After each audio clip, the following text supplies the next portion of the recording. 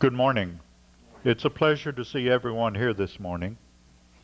I would like to begin this morning by reading from Matthew, the 19th chapter, and beginning in the 16th verse. This is a familiar passage to us because it's one of Jesus' parables, the parable of the rich young ruler. And we use this quite frequently. Beginning in verse 16. And someone came to him and said, Teacher, what good thing shall I do that I may obtain eternal life? And he said to them, Why are you asking me?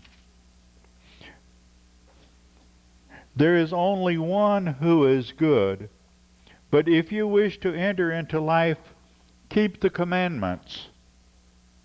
Then he said to him, Which ones?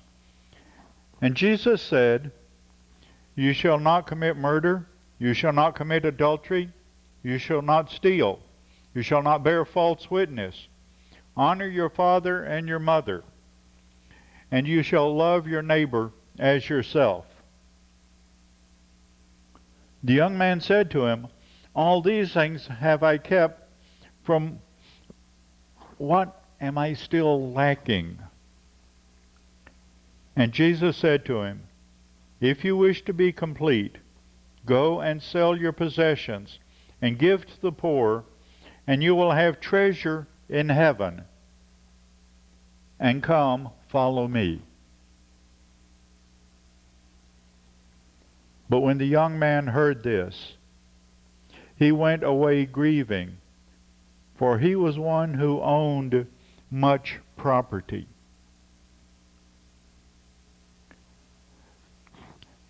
What I'd like to use as our key word comes from verse 21. And we're going to be thinking about treasure and what we count as treasure.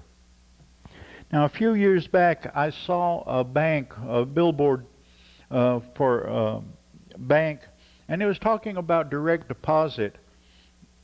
And the statement was on that sign, said, put your money where you are. And unfortunately, a lot of people today will think of that as put your treasure where you are. So we have to ask ourselves, what do men count as treasure?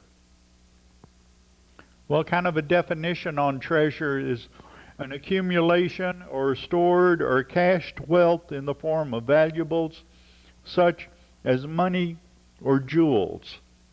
Well, a lot of folks will look at that as being a treasure, but then there's other things that we count as treasures. Maybe it's artwork, or maybe it's so many other things, But it's something that to us is precious. Now, in a sense, I may be kind of weird, but I've got out in my shed, I've got a couple or three tubs full of wire.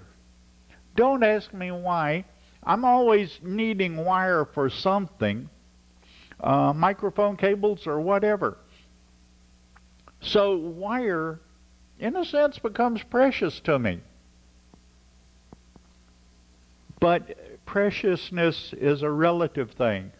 And we've got to ask ourselves, what is precious to us? Now, think back to verse 21 for just a moment. And we ask ourselves, how precious is this whatever that we're talking about? Jesus said to him, If you wish to be complete, go and sell your possessions and give to the poor, and you will have treasure in heaven, and come follow me. The same basic thought is also presented in Mark the 10th chapter and the 21st verse, and in Luke the 18th chapter and 22nd verse. This is something that was considered by the New Testament writers to be important enough that it's included in not just one place, but also in three. We have to ask ourselves then, this treasure that we're talking about, what is it? is it something that is so special to us, we cannot afford to be without it. Now, honestly, I'll say that, yes, I do enjoy having wire available for my projects. But if I need to use it, I use it. And I don't necessarily go out immediately and replace that piece of wire that I used. Why? Wire is just wire. There's really nothing that significant about it that would put it high up on the scale of preciousness to me. And most of y'all, I know it would be even lower on the scale than it is for me. But it's something that we have to think about as what we consider as being so very important to us. For parents, it might be your children. So when we stop and think about what was happening in Exodus, the 12th chapter, in verses 29 through 32, when the Israelites were in Egyptian bondage,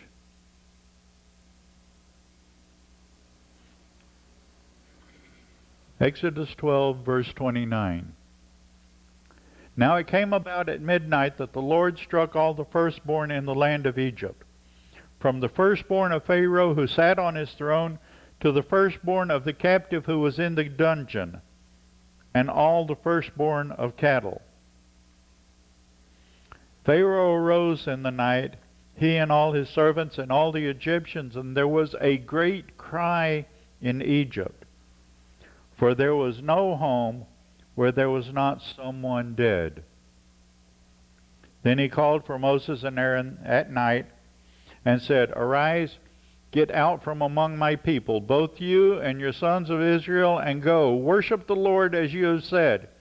Take both your flocks and your herds, as you have said, and go, and bless me also.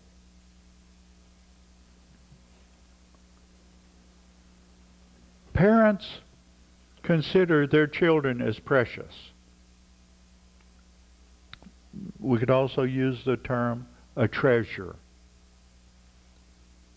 For all of Egypt to lose their firstborn, you can just imagine the cry of anguish that was heard. Something so very precious to them had been taken because Pharaoh would not do what God desired. So let's look at ourselves. What should we have as our treasure? What is going to be so precious to us that we would be willing to do almost anything to preserve it?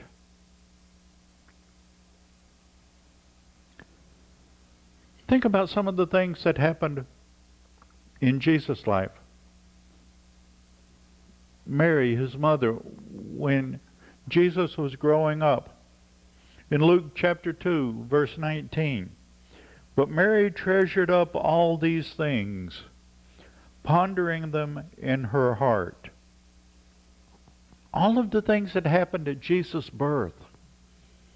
Special things. People that came to see him. And especially the way that the shepherds, when they came and they described the events that had taken place for them,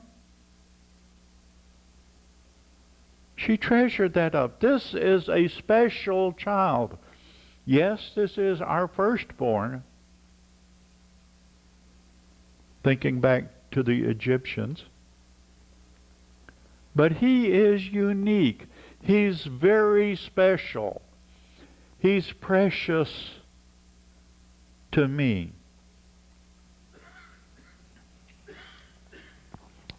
And then even as Jesus grows, we're going to advance on to the 51st verse here in Luke 2. And he went down with them and came to Nazareth, and he continued in subjection to them. And his mother treasured up all these things in her heart.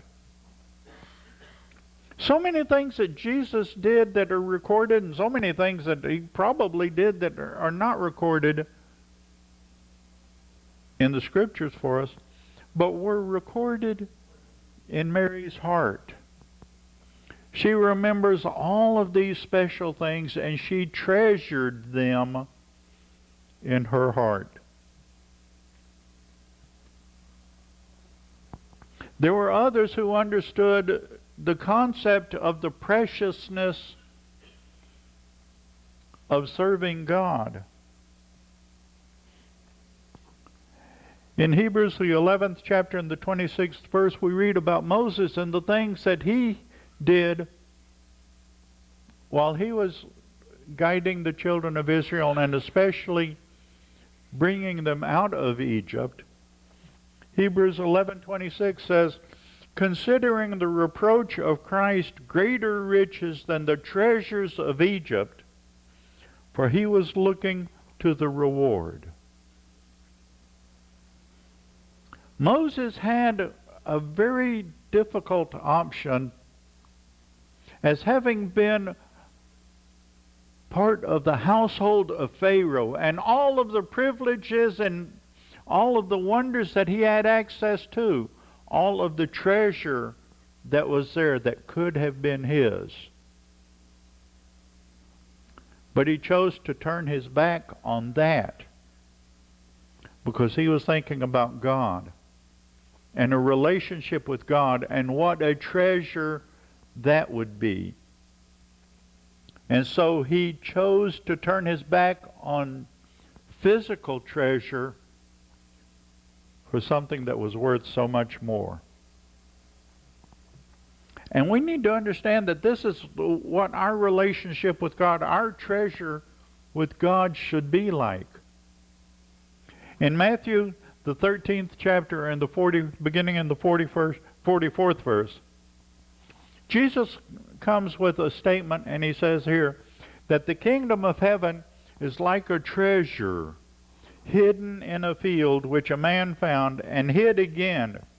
For joy, from joy over it, he goes and sells all that he has and buys that field.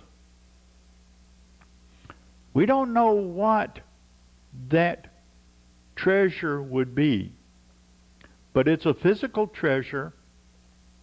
It is a substantial treasure. It's also unknown to most of the people, to include the person who owns the land where the treasure is. But this person finds that there is this treasure there. And he goes and sells all that he has to get that piece of ground and have that treasure. Think about our young man and what he was told to do in the parable. He was told to sell all his possessions and he would have a treasure in heaven. Something much more significant than the value of all of the stuff that he had.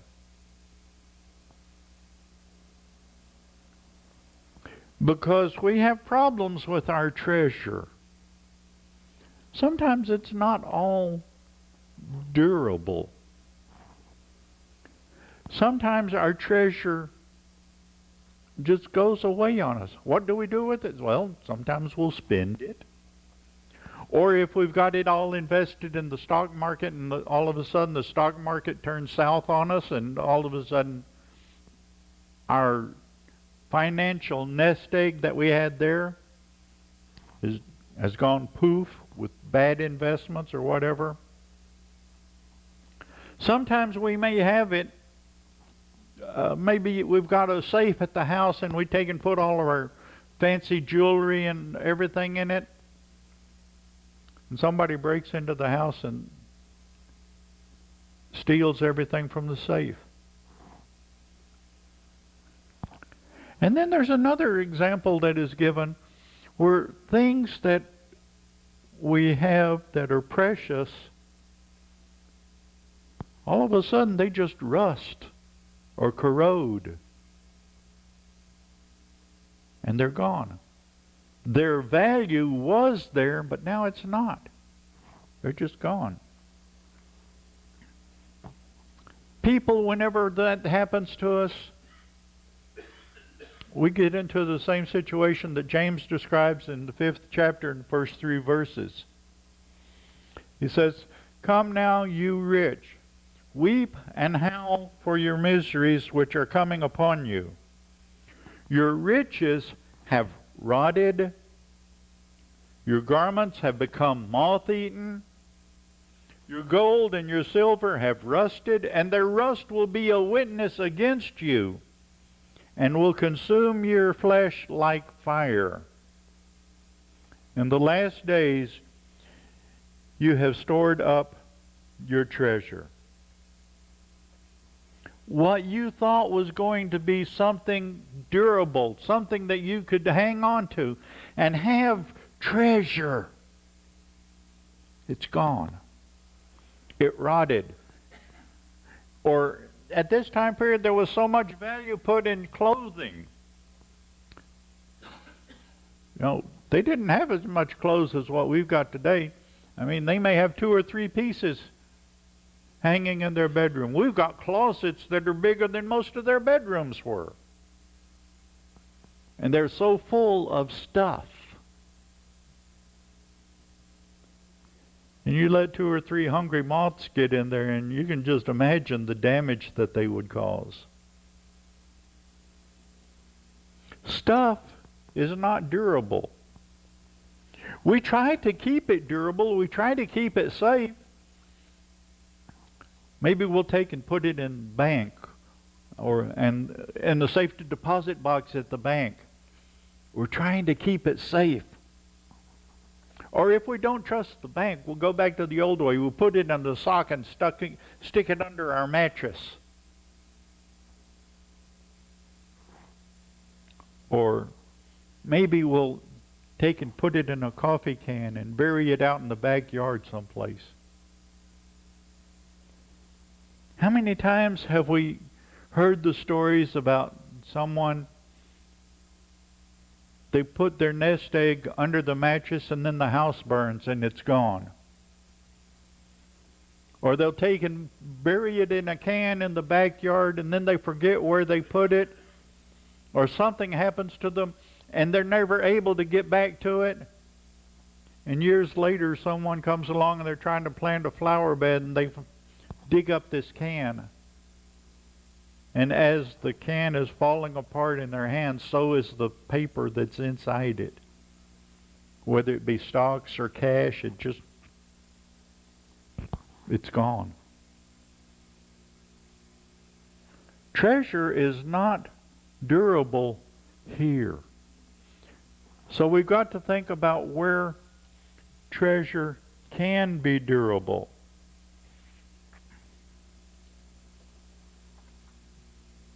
We think about the rich young ruler that had land. Okay. In Luke chapter 12, beginning in verse 16. "And he told them a parable, saying, The land of a certain rich man was very productive. And he began to reason with them, saying, What shall I do, since I have no place to store my crops? And he said, This is what I'll do. I'll tear down my barns, and I'll build larger ones. And there I will store all my grain and my goods, and I will say to my soul, Soul, you have many goods laid up for many years to come. Take your ease, eat, drink, and be merry. But God said to him, You fool. This very night your soul is required of you. And now, who will own what you have prepared? So is the man who lays up treasure for himself and is not rich toward God. The things that we do that, well, okay, like the first parable, where the rich young ruler, or the rich lawyer comes to him, and he's got so much stuff that to him is precious. He can't afford to sell that and use that money to help the poor and build up treasure in heaven as Jesus told him. He's got to have it right here where he can touch it, where he can see it.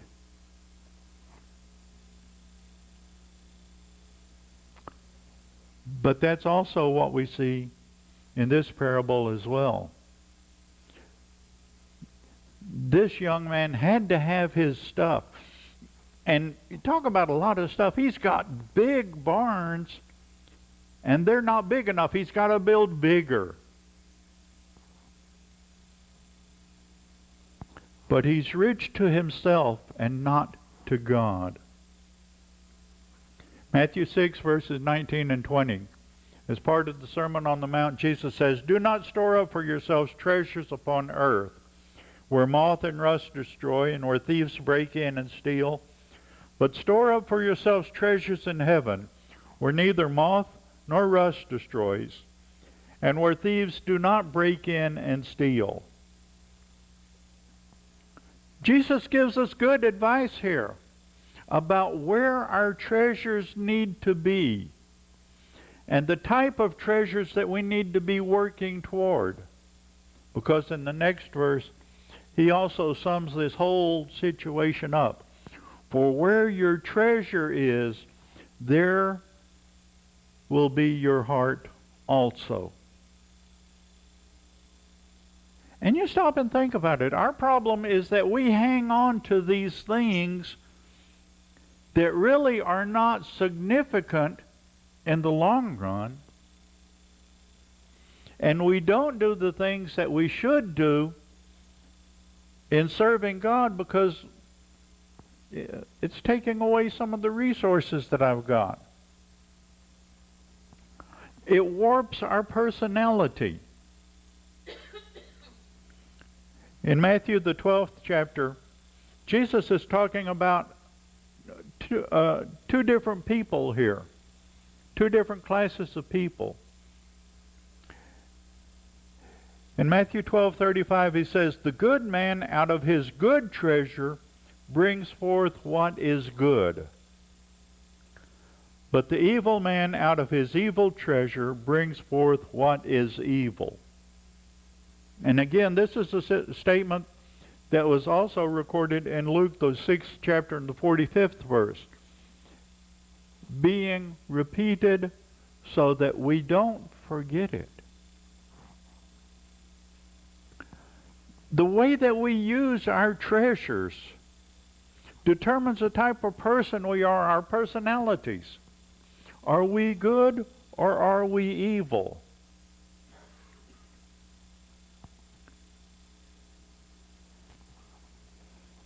We want to be the type of person that is a good person.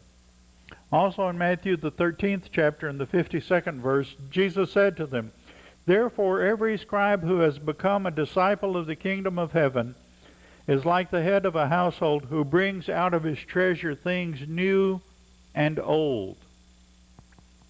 Okay, now let's stop and think about a second for just who it is that Jesus is talking about here. He's talking about a scribe, somebody that understood the law. But he was also talking about a Christian, someone who has become a disciple of the kingdom of heaven. And out of his treasure, he brings forth things new and old. A new understanding of the Word. And the old examples that have been given over and over and over, because that's his knowledge of the law. But it also seems to present the idea that this person is fairly substantially well off, and he's got different things that he can bring out. New things, old things, but it's things that are helpful to others.